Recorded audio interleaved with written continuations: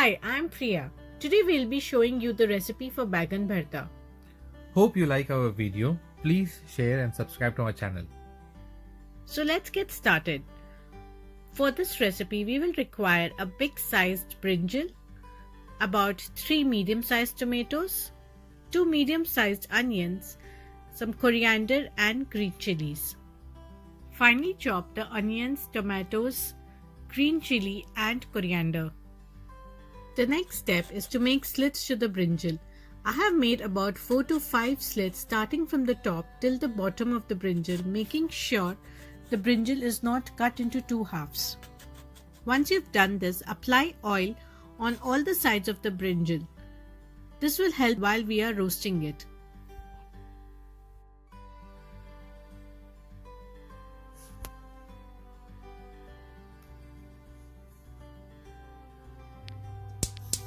Now we'll be roasting the brinjal. I have placed it directly on the gas and turning it slowly so that it cooks evenly. If you're not comfortable in holding the brinjal directly, you could also use a support like the one I am using. We need to roast the brinjal till it turns black completely, and you can notice that there is some water oozing out of the brinjal. This is the indication that it has cooked well inside. Once the brinjal is roasted completely, you can notice that it becomes very soft to touch and I can peel out the skin easily.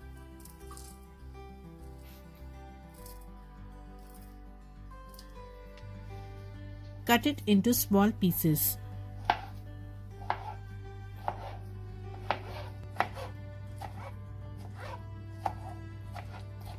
Take a pan and add about 3 tablespoons of oil. Wait till the oil is heated up and add 1 teaspoon of jeera. Once the jeera splutters, add the green chili and chopped onion.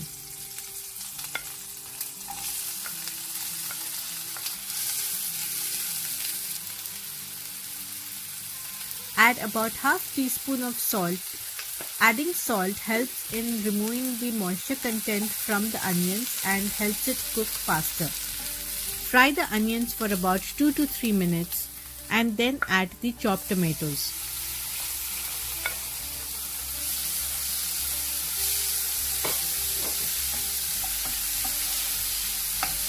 Add half teaspoon of turmeric powder.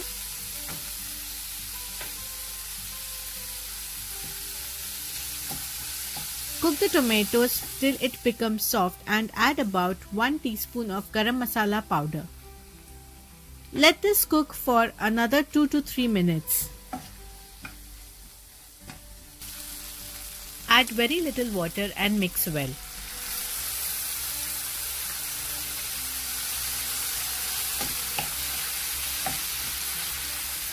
Now add the chopped brinjal to this masala and mash it while mixing.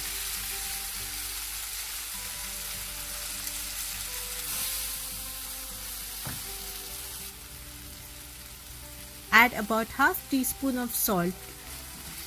Mix the masala and the brinjal well. Since the brinjal is already roasted, we just need to cook it for 2 to 3 minutes. And finally garnish it with some chopped coriander.